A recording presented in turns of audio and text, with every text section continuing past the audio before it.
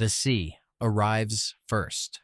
Before the skyline, before the noise of the market, before anything else, there is the sea, turquoise near the reef. Then a deep, restless blue that stretches out past the horizon toward Arabia. It laps against the longest coastline on mainland Africa, more than 3,000 kilometers of it, curling around the Horn like a blade. Fishermen push wooden boats into that water every morning the way their fathers did, and their fathers before them. Somewhere out past the swell, container ships the length of city blocks cut through the Gulf of Aden, carrying goods between Asia, Europe, and the Americas. Because whether the world remembers it or not, this stretch of ocean is one of the busiest trade corridors on the planet. And for decades now, it has also carried a reputation as water too dangerous to sail, a coastline too unstable to visit, a country too broken to understand. This film is not here to deny that reputation. It's here to look past it, at the people who wake up every day in Somalia and simply live, who fish these waters, raise families in these cities, recite centuries-old poems from memory, and carry a nation's identity forward through everything that has tried to erase it. Before we go any further, if this is your first time here, go ahead and hit subscribe. This channel takes you inside one country at a time, past the headlines and into how people actually live. And while you're at it, drop a comment and tell us where in the world you're watching from tonight. Now, back to Somalia. Somalia sits at the easternmost point of Africa, on a peninsula so distinctive it has a name of its own, the Horn of Africa. It is bordered by Djibouti to the northwest, Ethiopia to the west, and Kenya to the southwest, with the Gulf of Aden along its northern edge and the Indian Ocean along its east. The country is enormous by African standards, over 600,000 square kilometers, making it one of the largest nations on the continent. Yet, much of that land is dry.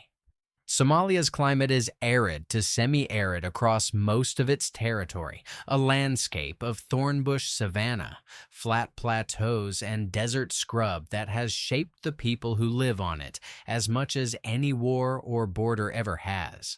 Average rainfall across large parts of the country falls under 200 millimeters a year, and even that little rain doesn't come reliably.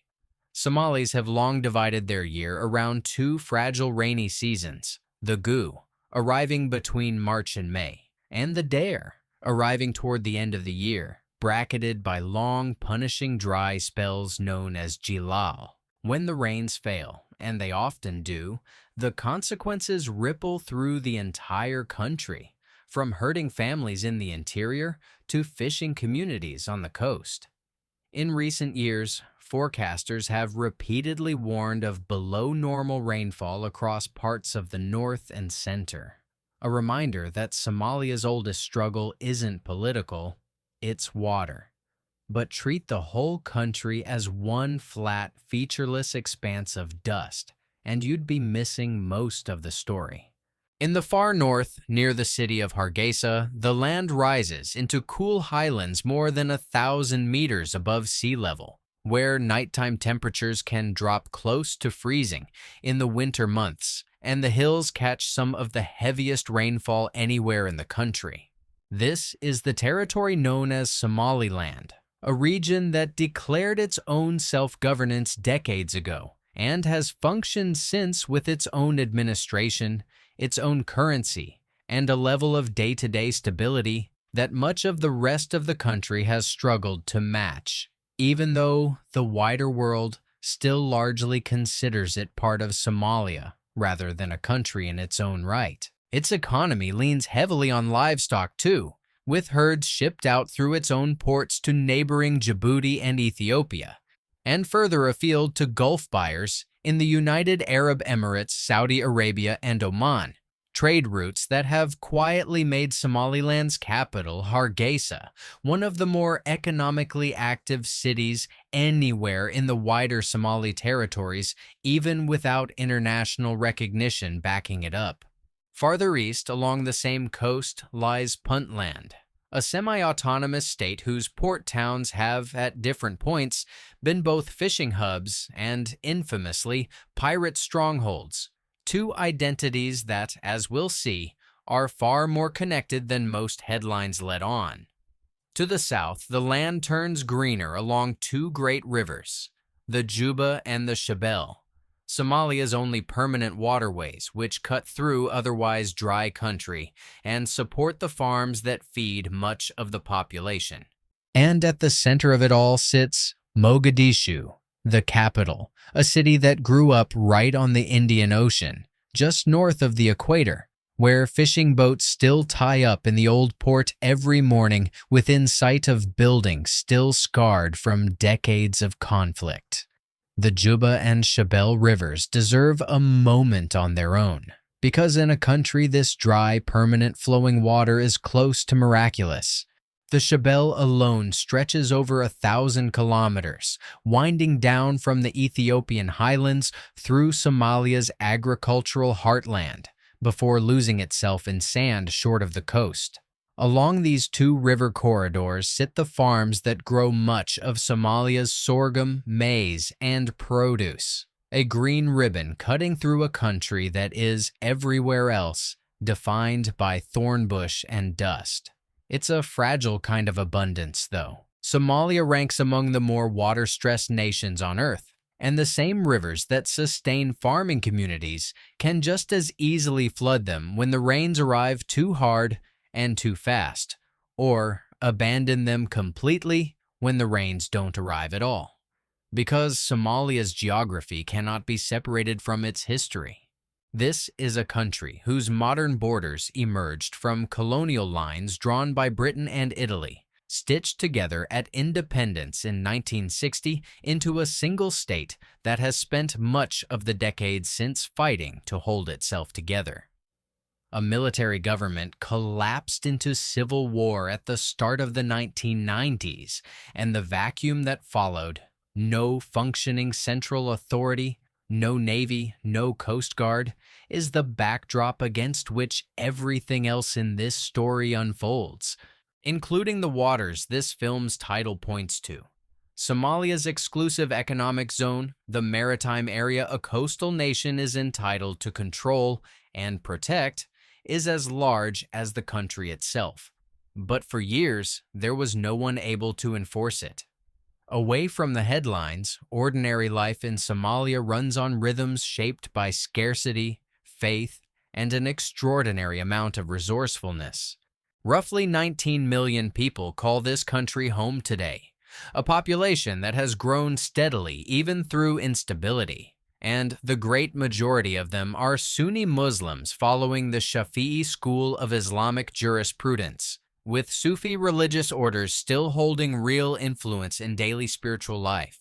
The call to prayer structures the day in every town and city, 5 times over, and it's rare to find a Somali household, whether in Mogadishu, Hargeisa, or a small coastal village, that doesn't organize its morning, afternoon, and evening around it. Traditionally, that household was built for movement rather than permanence. Somalia's culture grew out of a nomadic pastoralist way of life, where families followed their herds of camel, goat, and sheep across the dry interior in search of water and grazing land, living in lightweight, portable homes that could be taken apart, loaded, and rebuilt somewhere new within hours.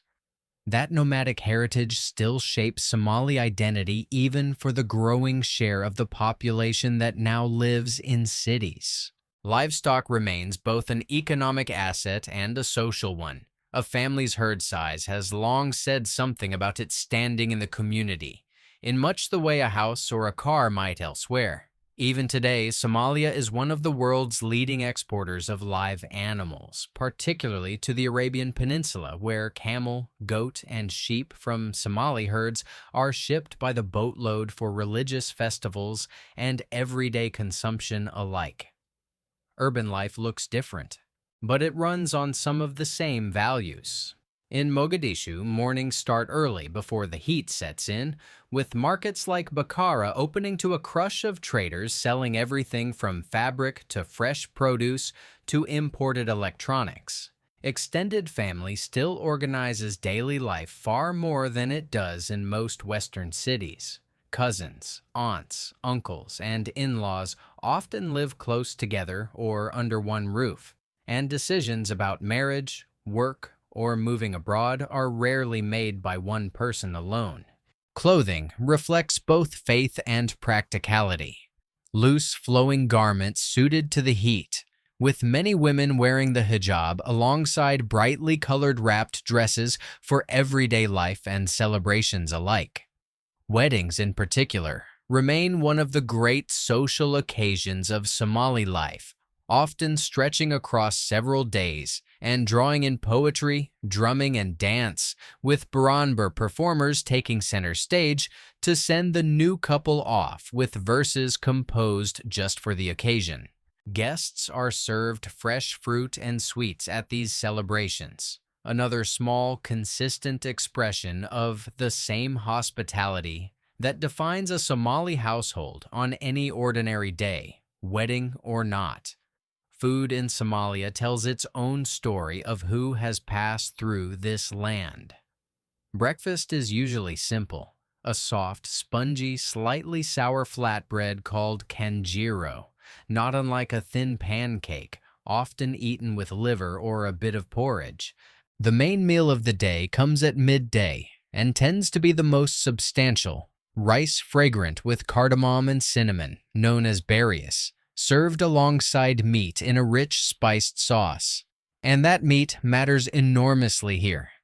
Goat is the everyday protein of choice in much of the country, but camel holds a special place too, both as food and as a marker of wealth in rural communities, where a family's status has traditionally been measured in the size of its herd rather than the balance of a bank account. In the cities, you'll also find something that might surprise newcomers: spaghetti, doused in a savory tomato sauce called sugo, a direct legacy of the decades when southern Somalia was an Italian colony. Somalis will tell you, half joking, that they simply never let go of the noodles even after the colonizers left. Bread again in the evening, something light, beans perhaps, or leftover flatbread, closes out a day built around three very different kinds of meals. And running through all of it is tea, sweet, milky, and thick with cardamom and ginger, poured constantly for guests because in Somali culture, hospitality is not a suggestion. It is closer to an obligation. That obligation extends deep into how Somali society actually functions, especially in a country where formal state institutions have, for long stretches, barely existed at all. For centuries, Somali communities have organized themselves not primarily around a distant government, but around clan, lineage, and an unwritten body of customary law called zir. Under zir, disputes aren't settled in courthouses, but by councils of respected elders who weigh precedent and custom the way a judge might weigh case law, and who lean toward compensation and reconciliation rather than punishment. It predates Islam by centuries, yet it coexists with Islamic law and modern civil law today in a kind of layered legal identity that outsiders often find hard to grasp. When the state disintegrated in the early 1990s, it was zir, not any government, that kept whole regions functioning, mediating disputes over grazing land, water, and marriage in a way that, imperfect as it could be, at least kept daily life moving. It is one of the clearest examples anywhere in the world of a society governing itself without waiting for a state to tell it how. And if there's one thread that runs through every layer of Somali identity, from the clan elder mediating a dispute to the woman singing at a wedding to the teenager posting online from the diaspora, it's language turned into art. Somalia has been called, by explorers and scholars alike across more than a century and a half, a nation of poets. This isn't a marketing slogan. It's a description of a culture where verse has functioned as history book, newspaper, courtroom, and battlefield all at once. For most of Somali history, this vast body of poetry was never written down at all. It lived entirely in memory, passed from elder to child, performer to audience, across a landscape where literacy was rare, but a well-turned verse could travel faster than any letter. Poets have held real political power here. Entire wars have been fought and ended through poetic exchange, with rival poets trading verses back and forth for years, each new poem answering the last, shaping public opinion in a way modern political ads only wish they could. Women have their own celebrated tradition too, known as Buranbur, poetry centered on marriage, family, and social commentary, often performed with drumming, clapping, and dance at weddings and public gatherings. Reciting poetry, either passing down the classics or composing something new on the spot, has traditionally marked a young Somali's passage into adulthood. It is worth pausing on this because it complicates every reductive image the world has ever held of this country. A society that has endured so much conflict is also unmistakably a society built on the discipline and beauty of the spoken word. Scholars who have studied this tradition closely have described watching it nearly vanish during the darkest years of civil war, when survival left little room for verse, and then slowly resurface as stability returned in pockets of the country. Cultural centers in cities like Hargeisa have spent years working to preserve decades of Somali music and poetry recorded onto cassette tape before the recordings themselves are lost to time, treating those brittle plastic cases as something closer to a national archive than a pile of old media. For a culture that trusted memory over the written page for so many centuries, the fight to preserve its own voice has become, in a strange way, one more expression of that same voice. Proof that the tradition is still alive enough to be worth saving.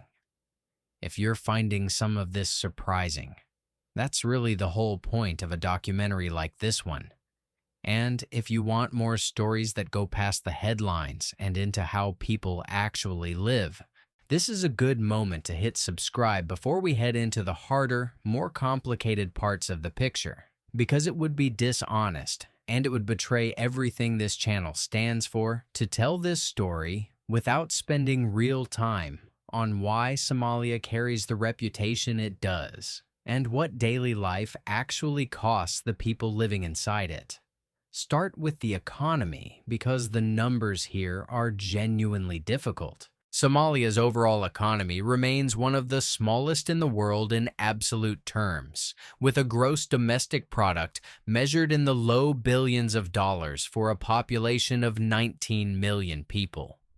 Income per person is estimated at somewhere around $800 a year, among the lowest anywhere on Earth, and a majority of the population lives below the poverty line. It's worth being honest, too, that even these figures come with an asterisk. Decades of conflict badly damaged Somalia's ability to collect reliable national statistics. So most modern estimates are themselves reconstructions, built from incomplete data rather than precise counts.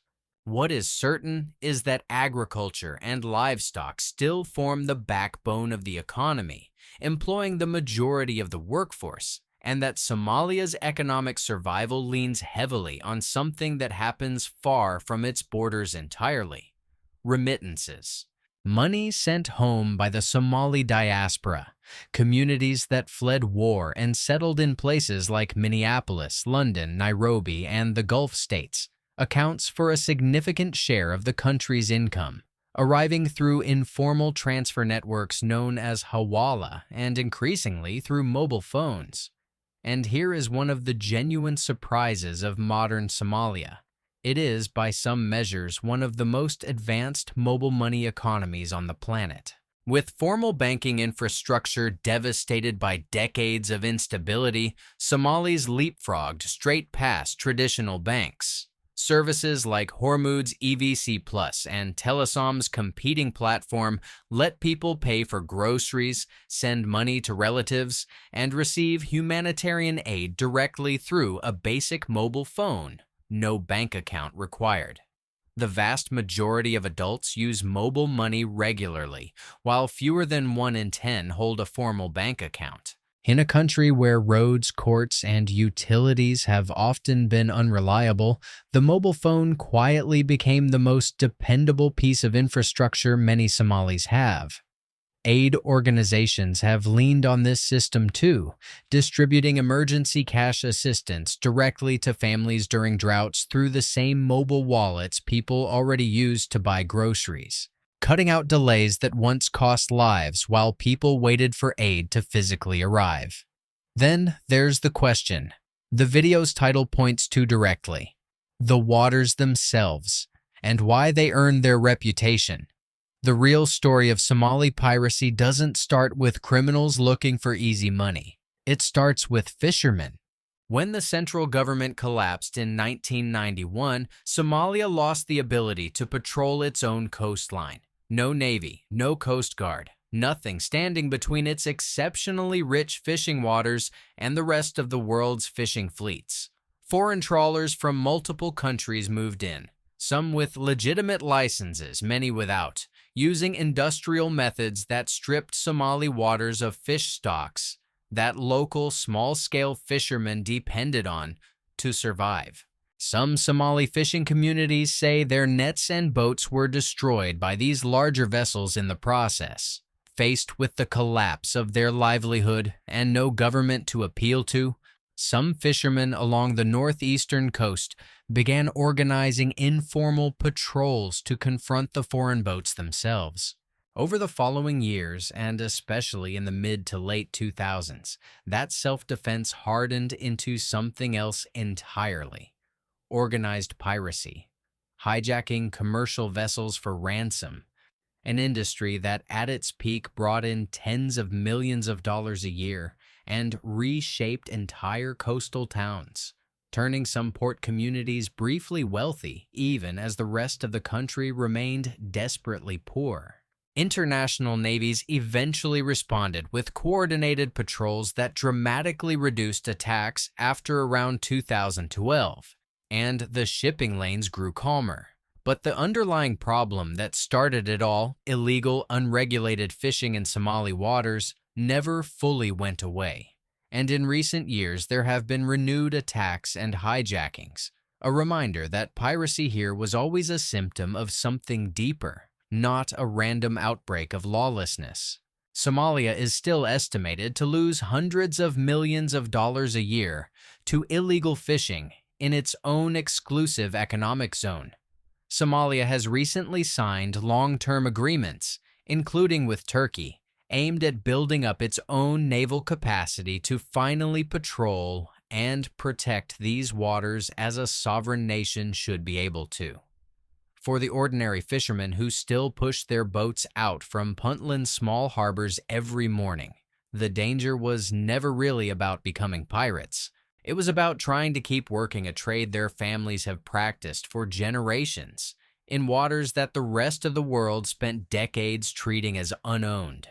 That confusion between fisherman and pirate has, at times, become dangerously literal. Small wooden boats and modern speedboats can look nearly identical from a naval patrol miles away, and international crews have had to learn to read the difference: a fishing net versus a boarding ladder, a cooler of fish versus a stash of weapons, before deciding whether a vessel is a threat. Aid organizations have worked with local authorities in Puntland to register thousands of legitimate fishermen, giving them identifying documentation specifically so patrols can tell them apart from the small number of men still working the old piracy trade. It's a strange, quietly telling detail about modern Somalia. An entire bureaucratic system built just to prove that the man in the boat is exactly what he says he is. Someone trying to feed his family. Nothing more. Security on land carries its own honest complications. Al-Shabaab, an armed insurgent group linked to Al-Qaeda, has waged a sustained campaign against the Somali government for close to 2 decades.